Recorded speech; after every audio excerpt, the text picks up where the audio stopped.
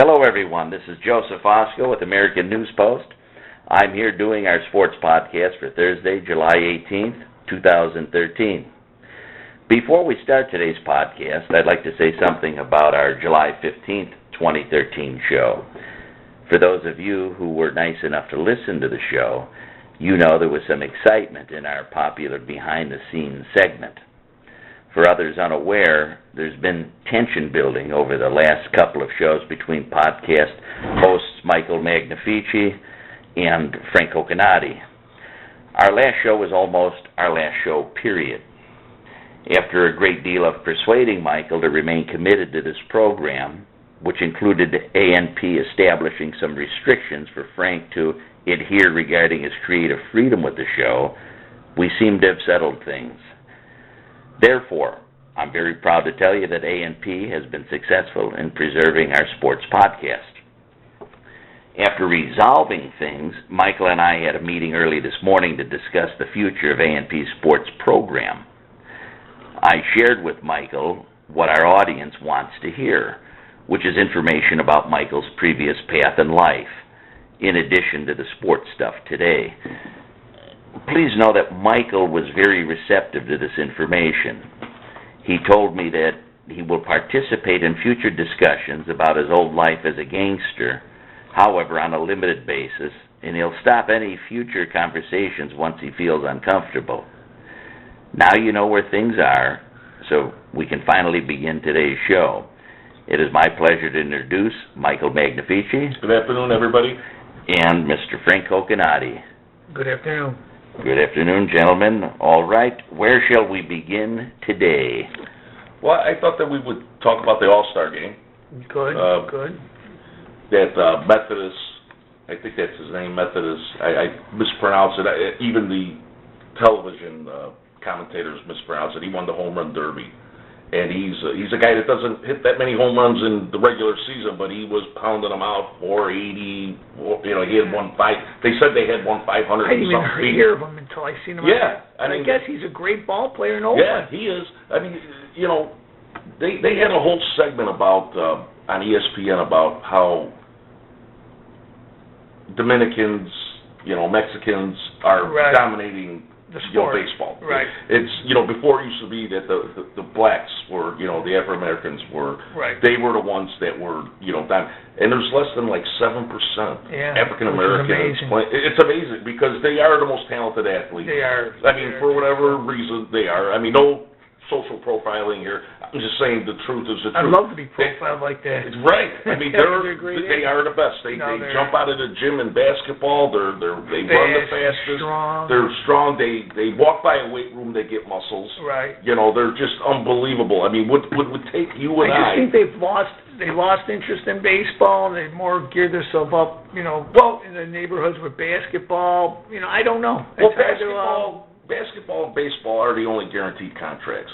Football, where they have more African Americans playing football, it's a percentage-wise as anybody else. Right.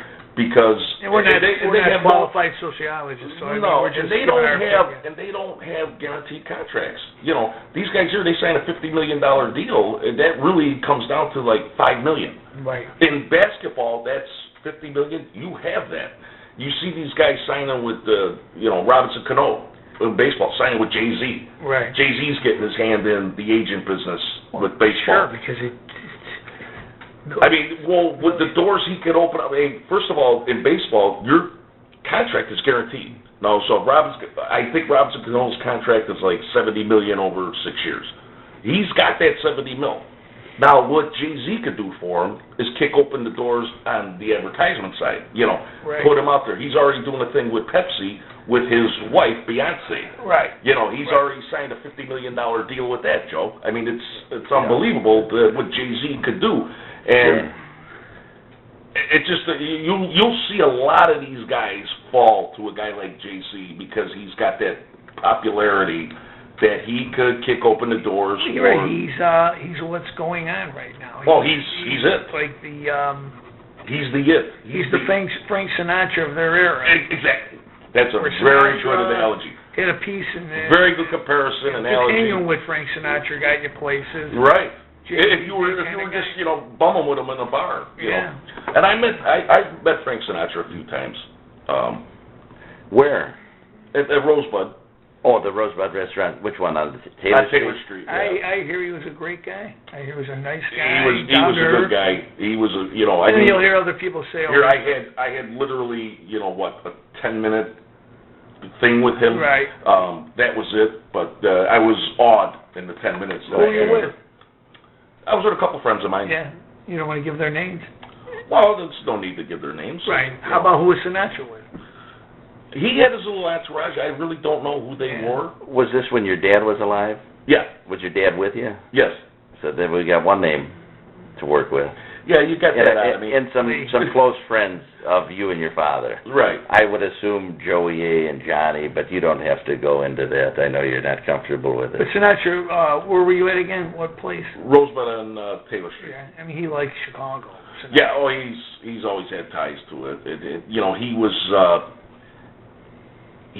you know, Jack. He loved Jack. Yeah. The old man. Jack Cerrone. Right. How Your about late Mooney? friend. You said you like Giancana. Oh yeah, he would do friends. it. From what I heard, now Yeah, obviously right. I wasn't even born then, you know. Right. Or 'Cause you're 34 now, right? Right. I'm 26. No, but he You know, Clay. Mooney would when Mooney would call and he wanted Sinatra, you know. So I get from what I hear. Right. This is just what I hear. That Sinatra would just, you know, go right away to Right. Mooney. And when he would go out to you know, and he knew that Mooney was in California, you know, he would be like, "Where's he at? What hotel's he staying at?" And he would want to like make this big to-do, you know. I see, sure. Sinatra or No, Sinatra would do for Mooney. Mooney. He would want to do like, you know, whatever, you know. He wanted Right. to send them, you know, That's Yeah, amazing. and again, That's amazing. just to verify, Mooney is the late Sam Giancana. outfit boss, Sam Giancana. Right. Right. I'm sorry. But anyway, let's get back to the sports. We the got All-Star game.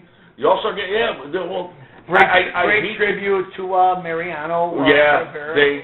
Mariano Rivera. Nobody got out of the dugout.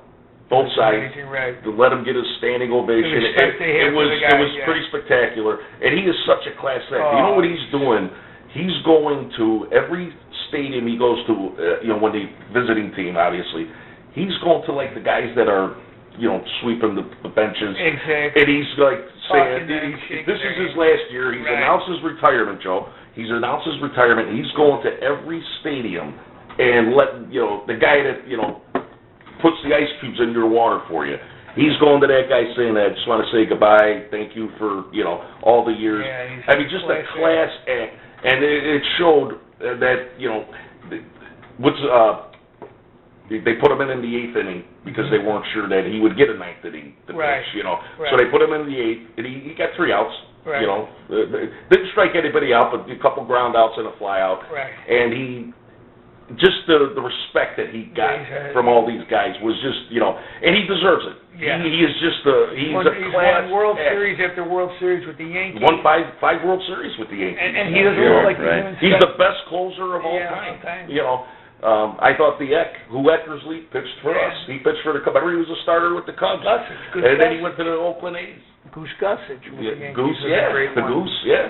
But they won a lot of championships A with him. lot of championships. And he's just a class. I really like to see that. And what the American League won the game. 3-0. Yeah. They Did won you- 3-0. did you, And you know what? I hate that rule that they implemented, that now if the American League wins, they got home field advantage. Right. Which they do now. I think that is just so much BS Right. that I can't, you know, Well, that's for guys lack of that- swearing and saying things that I guys don't running want to say baseball over. don't know what they're doing. I mean, I Well, don't get shouldn't it. the Why- best record Right. determine? You know, Home you field. play a you know 162 game games. season, and whoever wins the most games, I believe that, you know, they win their division. Obviously, they do. I believe that they should have home field advantage. Right. That team should have home field advantage. The team that wins the most games. Now they're going back. This is an exhibition game. The All-Star game. Absolutely. You know, it's just for us. This is for fans. This is for you and I to go to and watch. And The best players in the Yeah, we watch, and you know, they don't try wholeheartedly in this. No. Now I guess maybe they are. I mean, I don't know, managers, are they managing differently now? Because it is, that American League or National League, you get the home field advantage. I don't know. I don't like it. I remember the game with, and I'm sure you do too, was Pete Rose. Pete Rose played 200%. 200% all the time. Remember, he was his name? Fossey, the catcher. I remember like Joe, yesterday. He plowed into him. Right. This is when an All-Star game didn't need anything other than just exhibition. Right. And he was coming around third base, and he plowed into him. And he ended the guy's career. Yes. He hurt him. He knocked him down, and that was the end of the guy's career as a catcher. He was done. Pete Rose, when he got a walk, when he was ball four, he sprinted to first base. And if you weren't watching him, he'd go to second. Yeah, right. He was rounding. He was a lot of fun to watch. I love him. He was so much. He was one of my favorite players. Everybody else play hard around him. Those All-Star games. There were, Yastrzemski. You had Jim Rice, Frank Robinson. These guys. Gibson, the pitcher. Oh God, Gibson was. He was Nolan Ryan. They said Nolan Ryan. You remember when Ventura charged him out? Yeah. No, Nolan Ryan was an old guy then. Right. And Ventura was a young guy. Nolan hit him in that headlock, and he was pounding him. Like a steer. He was pounding him underneath the chin. He was busted his head open. Yeah. And they said that when you hit a home run off Nolan Ryan, you sprinted around the bases. Yeah, you didn't jog. You didn't show him up. Or you take your head off. Nolan Ryan, he'd be throwing head high afterwards. But it was a good All-Star game. It was nice to watch. Yeah. But anyway, moving on. Golf. You want to talk about golf? I love the British Open. It's one of out of the majors, the Masters is my favorite. British Open is second. U.S. Open is third, and then the PGA. PGA to me is it doesn't really mean not just because it's the last tournament of the majors.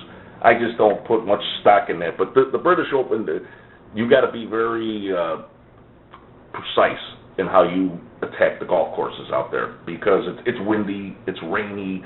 It's like playing on, ice out there. The ground is hard. And Tiger Woods, he's got a bad elbow. Number one player in the world. He's got a bad elbow. And he commented on the fact that he said that, the ground's going to be hard out there. And he's, hitting into the ground. That could be, he's had treatment on his elbow. I don't know if he didn't have surgery or anything, but he's been getting treatment on it. And that could play a role in how he plays. Sure. He's the favorite to win. Obviously, he's a 3-1 favorite. I saw the Las Vegas odds. He's 3-1 to win it. But I'm a Phil Mickelson guy. I love Phil. Last time I checked, it's still going on as we speak right now. He was 2 under after 14 holes, and Zach Johnson was 5 under. He was leading, but the guys are still going off. Right. The time differential that we face here, we won't know anything until later on this evening. But it's a great tournament. Guys are, it really takes the driver out of the bag because these guys hit irons. Right. And they could hit, 2-iron or hybrid 2-iron, which is, like a 5-wood. They could hit that as far as they hit the driver out there because the ball, it's like hitting on concrete. It just keeps rolling and rolling. Right. And it's a different game out there. Tiger Woods, the last time where in England or Scotland? Mirfield, yeah. England. Scotland, yes. Scotland. And the last time Tiger Woods won, he hit a driver 1 time in 4 rounds. Can you believe that? Yeah. He hit a driver and to me that's so hard, emotionally that's so hard to do. Like to put the driver, like say, that's your baby, Right. And the guy that hits it as long as he does, he can overpower a golf course. And he just says, I'm putting the driver in the bag. Wow. And I'm going to hit iron. And that's what they're doing. Did he ever win that tournament? Tiger? Oh, yeah, he's won 4 of them. 4 of them. He's won 4 British Opens. He's looking for his 5th. This will be his, he's chasing Jack Nicklaus's record of 18 majors. He's got 14 right now. He's been on stall for the last 5 years. Since the problem with his wife, right? Well, actually, even before that. Really? But that certainly didn't help him, emotionally. Right. But he's won 4 tournaments this year. It's not like he's not playing well. It's just I believe that in golf today, there are so many great players that, I don't even remember the last, winners of major tournaments, because it's like somebody new every year. Right. They have not had a duplicate winner. Before it used to be Nicholas Watson, Weiskopf, Hale Irwin, Ernie Palmer. Arnold Palmer, Jack Nicklaus. How about Gary Player? Gary Player, 77 years old. He's posing nude in a thing, not nude. No. Well, he did something for a commercial shoot. I mean, this guy is 77 years old. Are you kidding? Oh, he's always kept Is he himself. from Australia or something? Yeah, he's Australian. He's always kept himself in great shape. Yeah. Always kept himself in great shape. What was he, in a bathing suit or something? Something like that. Yeah, he did something, and he's a wonderful guy. He's all golf, but this guy here is all about workout and 77 years old. You got to see this guy. I wish the hell I was built like him. I mean, he's unbelievable.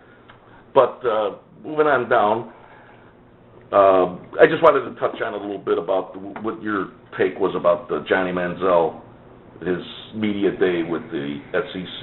He's the Heisman Trophy winner, first guy to ever win as a freshman win the Heisman. Johnny Manziel. Right. They call him Johnny Football. And the Mannings, Archie Manning, Right, the father of Peyton and Eli, they have a camp where they have kids come in and they, both his sons who are, and they, throw balls around, it's a camp, they go there for, football camp. And Johnny Manziel was supposed to be there, and they asked him to leave, and they said because he was partying the night before. No kidding. Yeah, that's what they said. Now, they had the SEC has a media day that was yesterday, and I just caught they haven't even aired it totally. They will do it today, I guess, at the Pardon the Interruption and, all those shows. They'll have the whole thing today. But I guess that they asked him to leave because he was hungover. That's funny. Was this recent? I mean, yeah, just 2 days ago. Is he with Tennessee, or who was he with? Texas A&M. Texas A&M, right. He's A&M, and their first game is with Alabama, Alabama is a pro team. Yeah, they're right. They are like a pro team. They're unbelievable. And Manziel, they said that but he answered the questions. I'm interested to hear what he had to say. Right. And I guess his handlers, if you call them that, his people that are around him, told him answer truthfully. Right. Just say the truth. Say if you were out and you were drunk and you couldn't, make it the next day and you weren't, up to snuff, just tell the truth. Admit to it, deal with it, get rid of it, and go on. Yeah, but then there's a lot of pro people that'll look at that and say, maybe this guy doesn't have what it takes to That's become what they're talking about, is that his stock may have, he's a freshman now. In pro football, in football, you cannot come out till the third year. It's not like basketball. Right. You could be one and done. You play your freshman year, you sign up a $80 million deal, you're in the pros. Football, you got to play 3 years. You got to calendar 3 years in there. So he's got 2 more years to go. And as it goes on, this kind of behavior, they look at character. I mean, you see what the Henry is right. More than that. There's 25 guys. 25 guys. Right. Couple months. You got to, as a GM of a team, I guess that I'd be looking at that. You just can't look at your talent. You could be the most talented guy in the world, but your character has a whole lot to do with it. Oh, if you don't have the character to keep yourself out of trouble, or at least, do what troublemakers do, but just don't get caught. Right. And these guys seem to just, well, you're investing a ton of money in these guys, and millions and millions of dollars. Locked in jail. It'd be like you buying a piece of property, right? That's over a garbage dump, right? I mean, that's what this comes down to. So, yeah, it's surprising, but it happens all the time in football, well, in every sport. Right. Guys in the you invest in a guy's character. You invest in a guy's character. That's why I always say, like a guy like Jordan, he was no angel. Yeah. But he was smart enough to keep it under wraps. Exactly. He had the proper people around him. Right. They shut their mouth. Right. They did this. What's right and wrong. What's right and wrong. I mean, he knew what the hell was going on. Right. And he was His sharp. His father was around him for a long time until he died. But they tried to keep him grounded. Well, I believe that when he retired, this is just my little conspiracy theory. I think that he had such a big gambling problem that I think Stern David Stern, the commissioner Right. of basketball. So just lay low. You Yeah. know, let this get old. Right. Let it get old. Oh, right. You know, because he was the product. He brought, you know, Oh, Magic, right. him, and Bird. You know, Magic Brought and Bird in the baseball 80s, back, late right. 70s, early 80s, and then Jordan was the 90s. I believe that Stern, this is just, like I said, once again, my conspiracy theory. I think that he was told, just get back, you know, and this guy here is so competitive, he couldn't, you know, couldn't go play golf at the golf course. He Right. had to go start playing for the Sox in the minor league system. Right. You know, he had to do Do something. You know, he just couldn't keep himself, his competitive juices away from, you know, the limelight. Right. And I believe that Stern did tell him. That's just a, you know, suspicion I have, a theory that I have. I mean, true or not, I don't know. But anyway, I think we've just about covered everything. It's a slow week, you know. Yeah, right. So Baseball starts today. Yeah. Monday we'll have a lot to talk. The British Open will be done then. We'll see. Mark O'Mara, he's you know, close to the lead there. He's 4 under par. There's a guy 56 years old. You know, he was just playing in the Senior Open last week, and here he is in the regular PGA British Open, and he's one shot out of the lead. Right. You know, I mean, right now, who knows? Well, that's what makes the sport so appealing. I mean, Right. You got young guys playing, and up until Tom Watson's 62 years old. That's He's, what I mean. you You know, got all he's these hanging in guys there. He was last time I checked, he was like 1 under par. So 62 you got him on, years old. You look think at a those 62-year-old could fan even walk a golf course? Yeah. Let alone play competitively? Right. It's I mean, the fans are all over, and every guy out there is on. You know, during the week is playing. They think, you know, they relate with all this. Right.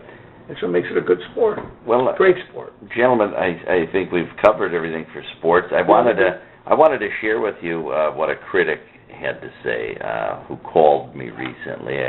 He asked to remain anonymous, and I'll honor that. But he said that he's familiar with a number of different shows. I think mostly television shows about gangsters in New York that have made reality TV shows and done other, maybe have participated in some other things, but and he complimented our show, and I guess he puts our show in the same light with the shows from New York with the gangsters because of your history, Michael. He did say that what he really liked about our show was that for the most part, we don't always do this, but for the most part, we give each other an opportunity to talk, and we're respectful of each other's time, and we don't talk over each other most of the time. Sometimes right. we've been excited, and we kind of jam things up a little bit, but and I thought that was a nice compliment, and I just want to extend that, and not only extend it, but offer the same compliment to both of you. I appreciate how you work together. I know we've had some issues. They're ironed out, and I'm not going to dwell on those, but for the most part, especially during the sports pieces, both of you are very considerate of one another and don't talk over each other. I thank you for that. Gentlemen, thank you for this week's piece, today's piece, that is. We'll be back Monday, July the 22nd, 2013, with more sports, as you were saying, and have a good weekend, everyone. We'll have a lot to talk about on Monday. You know, the British Open and baseball gets back in. Starts heating up. Starts heating up right now after the All-Star break. There's 50, 60 games left. Right. Sure. Yeah. Right. And there'll be a lot to talk about on Monday. Looking forward to it. And now, for those of you in the audience who have tuned in to our show strictly for the sports, we wish you a happy rest of your day and have a wonderful weekend, and you could say goodbye now. For those of you who are out there and want to listen to today's Behind the Scenes segment, we're going to get into that now. I have a note as we start. I just also wanted to say that we've had one of our commenters on the American News Post message board left a message. He goes by the name, now I can't find it. what name does he go by? Well, I don't have Some liar? No, that's a different thing. I think it's Logic. I don't have the note in front of me, but I think it was the person who goes by Logic who wanted you, Michael, to talk about the time that you met John Gotti in Florida back, I think it was around your 25th birthday, so that would have been 1987. Yeah. Yeah. Yeah, we were, some friends of mine, we'll just leave it as some friends of Well, mine. I think you said you wouldn't have a problem saying some of the names, but not certain names you're not going to mention. Right, But you said you there were know. 25 guys in your group. 25 guys. We had Chucky the Head was one Chucky of the them. Head was there. Big Phil. Big Phil. Yeah, he was there. And, we were all down there, golfing. I used to go down to Florida during that time. I would go down for a couple, 2-3 months. Was your dad with you? No, not at that trip. He was not. Okay. No, he was not. And we would go down there, and, we rented, condos were, like, very cheap. You could get a condo for, like, $1,500 a month. And even though I would not be staying, I would get it for 3 months. From after, January 1st, January 2nd, I, signed the agreement. I'd get a condo, 2-bedroom, and friends of mine would come in and out. Right. They'd stay with me, whatever. And it was fun. And when I was 25 years old at the time, and it was my 25th birthday, and unbeknownst to me, Chucky the Head and some other fellas, they threw like a little birthday party for When me. you say some other fellas that were somewhat more prominent than Chucky the Head and Exactly. Big Phil. No Right. disrespect to No. the most prolific professional in his field, who would be Big Phil in his field without exploiting his identity too much. But anyway, we went to Claire's restaurant. It was called Claire's, and it was right down the street from Gulfstream, right? Gulfstream Racetrack. And we went there. We're like 20-25 handed, and we got this big table, and and I don't like that stuff, but nevertheless, I'm sitting there having a couple of drinks, and who comes walking in? It's John Gotti and his crew, and they're like maybe 6-8 handed, whatever. And they sit down, and obviously the whole restaurant notices them. They kind of. Was there a mutual source that alerted both Yeah, factions? they knew that Chicago fellas were here and New York fellas were here. I don't know if it was the maitre d', the owner. I don't know how that went down. Whatever, they figured it out. They figured it out. Everyone figured it out. So it was like it was like they sent a drink over. We sent a drink back. It was very, very nice, very casual. Nothing. Well, as the evening goes on. To get to where you're going with the story. Well, no, you're going with the story. But you wound up at the John. I get a little popped up, and I'm going to take a leak. So I'm going to the bathroom, and I'm, basically, almost passed out in the bathroom. No, not passed out, but I'm drunk.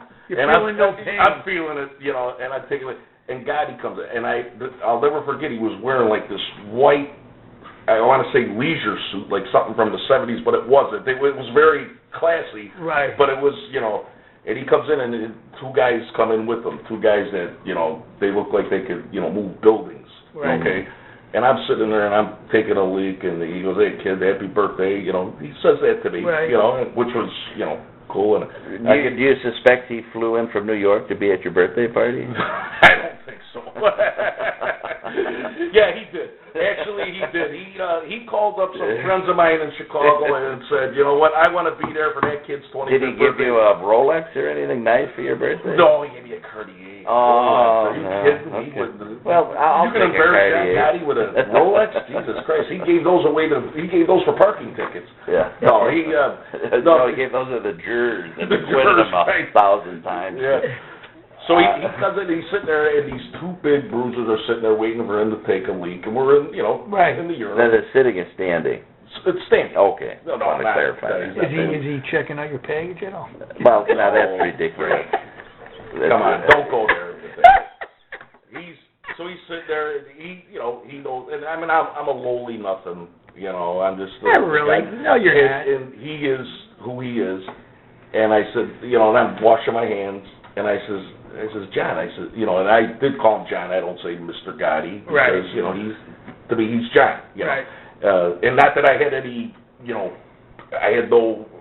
All right, you said John. What? What did you say to him? I said, John, it's a joke that you. I mean, isn't it a shame that you have to go take a leak in the bathroom and you have to have these two defensive backs, basically, you know, right. these two linemen come in with you because that's how big they were. Right. I says in Chicago, our bosses go to the John by themselves. They go to the store by themselves. I says they don't need any, you know. Right, we have to bodyguards. have respect Right. for that. He says it's a fucking shame.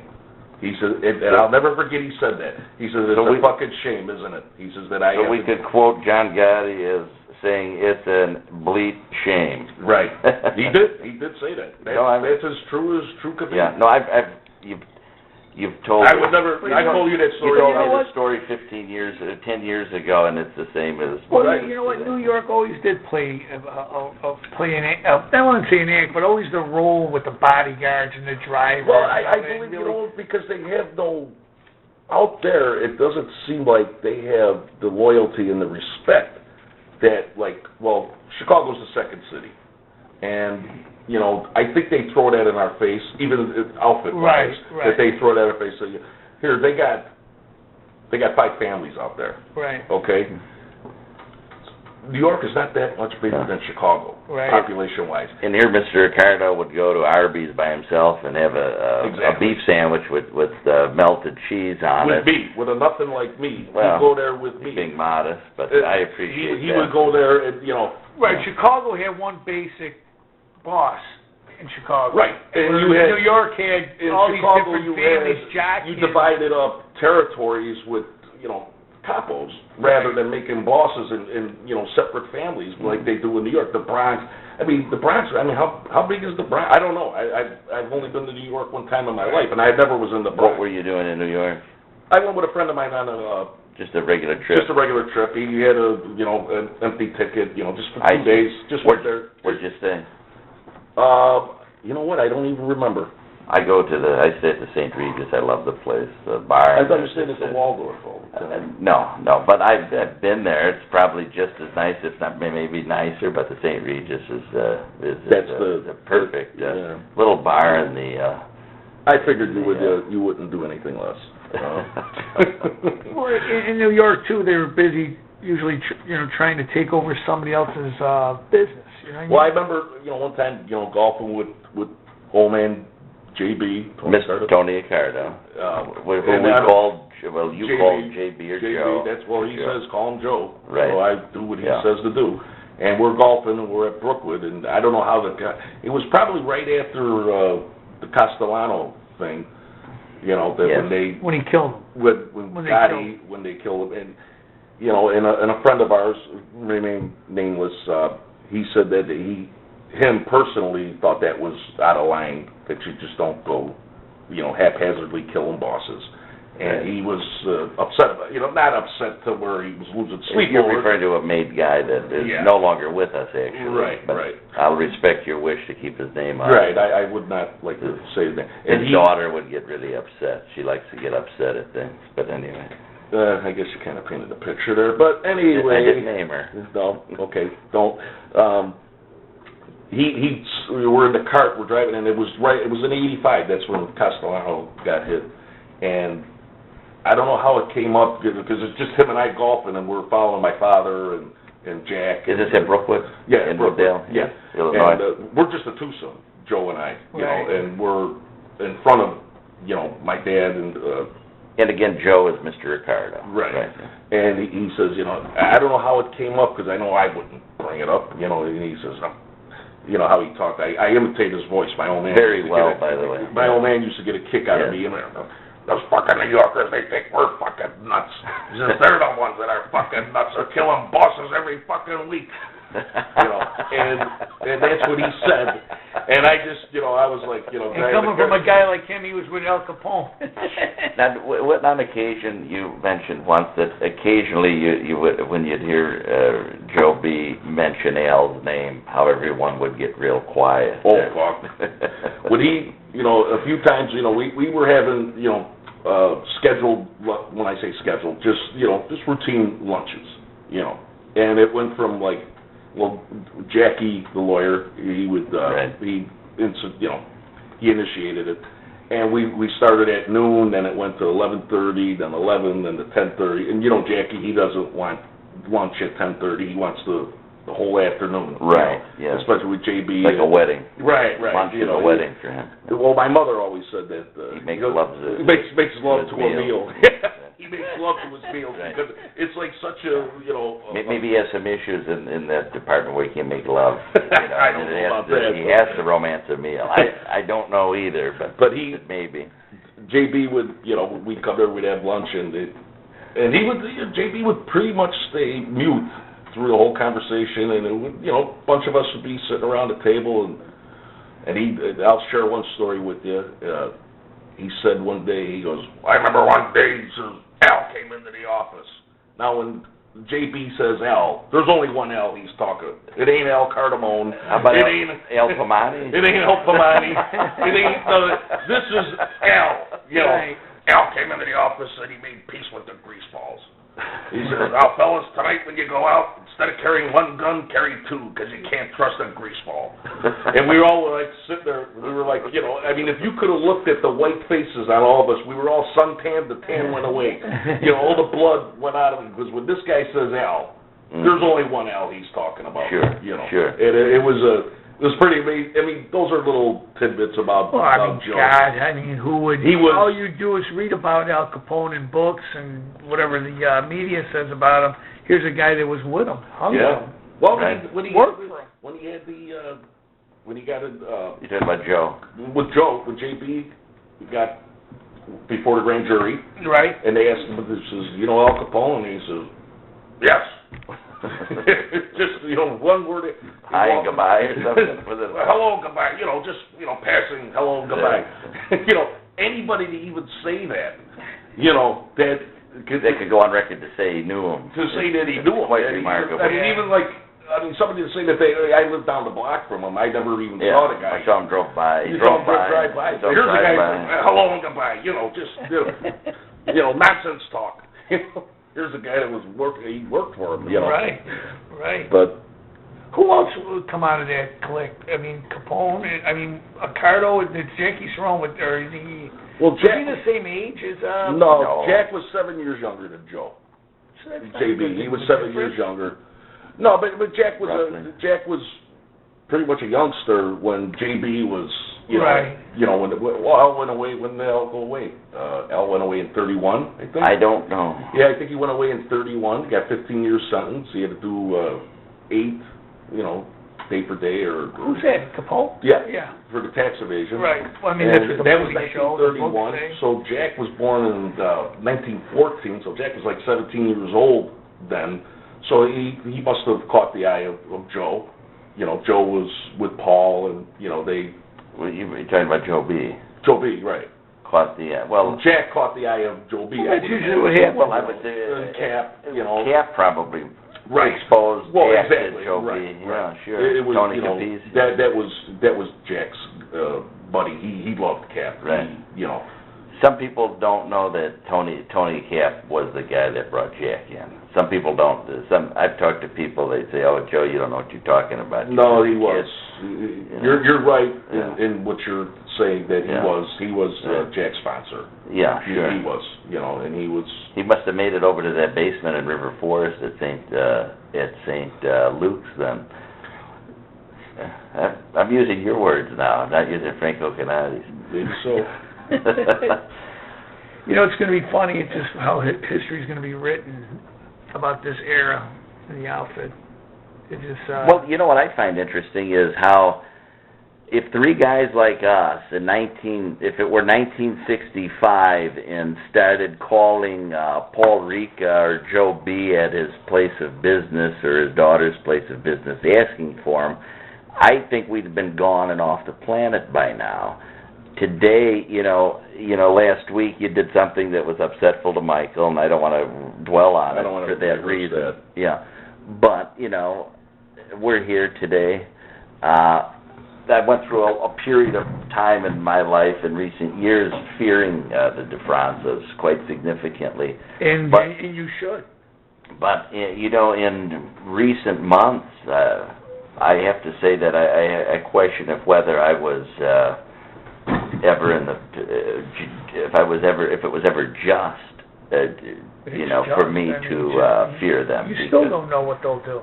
Well, they're capable. But it's not as aggressive as it was in the 60s, because they're all making money legitimately, a lot of them. They're not going to jeopardize a lot of their businesses. But that's interesting with Coconate stuff, You ever think of writing a book? I'm only going by hearsay. This is all... Hearsay? You were there with Gotti in the restaurant. Well, yeah. I mean, how do you write a book about seeing Gotti in the bathroom? Be a short book. That's a paragraph in a book. Maybe a sentence. In Hollywood, they make it a show. They make it a whole movie. We're not in Hollywood. Yeah. We're in Illinois. Now, those things, like I say, the stories I tell is about all innocent stuff, harmless. I don't know how innocent it was, but it's harmless. It's harmless. It didn't. No one died. No one's going to prison. Yeah, I'm not saying anything about. I don't think I'm offending any of the relatives of the men that I've talked about, because I'm not. They were just captivating people, and it overwhelmed me as a youngster. Sure. It overwhelms people today. Yeah, it overwhelmed me. I have a friend who's a neurologist, a neurosurgeon. He's up in age now. He's semi-retired. He lives in, Evanston, up in the North Shore. He's right on Lake Michigan. From his back window, you could see the lake. He's a very successful man. I won't mention his name, but I'll say this. Why not? You asked me to mention names. I'm teasing you. Go ahead. No, it's a valid point. We could talk about that after the show. The doctor I'm talking about is more interested in the dynamics of the Chicago outfit than he is in the very medicine that helped him build his fortune. Yeah. And that I find... It's amazing, isn't it? Amazing or pathetic? Both. Yeah, amazingly pathetic. Well, because I've never once met anybody that didn't have the interest on things that I guess I take for granted. Like a story I just told you, golfing with JB and Jack, and Joe not having his golf shoes on. People find that captivating. To me, that was normal. I have an answer to your question. You asked me why won't I mention his name, and I asked you to mention names. Here, I'll tell you one reason. One reason is this. If I mention his name, and he doesn't like what I said, he could come after me and sue me. Right. The people that I ask you about, they are too smart to come after us and sue us, because then they'll just come and kill us. Well, that remains to be seen. It's possible. I agree. It's certainly possible. And they're smart enough to know not to sue us, because that would pull them into a situation where it's all innocent talk. They would have to, they face being deposed and stuff like that, and they're not going to do that. Joel, I've explained to you and Frank. Yes. This thing here is a sports show. I love sports. You know that. I've talked to you forever in a day, and how many times do I make analogies when we're talking about just regular lights instances, lights, things that go on. Sure. And how many times do I compare it to a sports thing? Right. I say, well, that's like Jim Rice when he hit the, Exactly. I always bring it, I always bring it back to sports. I love sports. I've been involved. I played sports my whole life. I played every sport. I played hockey, baseball. I wasn't a good basketball player. I did play against Isaiah Thomas, though. No kidding. Yeah, I held him down. I played him for 8 minutes. He only scored 22 points. That's it, huh? Yeah. I was third stringer in high school. He was at St. Joe's. Really? Hell yeah. You know where we should probably leave off today? How about with a little preview of this? Next week, next Monday, in our behind the scenes, why don't we talk about Evel Knievel's experience in Chicago That'd be a golfing with a few yeah. friends of yours, and Yes.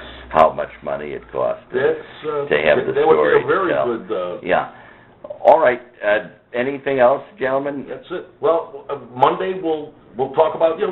evil and our behind-the-scenes thing. And our behind-the-scenes thing? Be with evil. I got several stories to share with you about that. Sure. And we'll talk about the British Open. That'll be the big topic, and we'll see how Cubs and Sox do in their Yes. Over the week. four-game series over. I mean, I think they both have four-game series over the weekend. They start today, Right. and they'll finish up on Sunday. So we'll have a wrap up on that, and we'll see where the baseball's going and basketball. And who else knows what's going to happen between now and Monday in sports? Right, you don't know.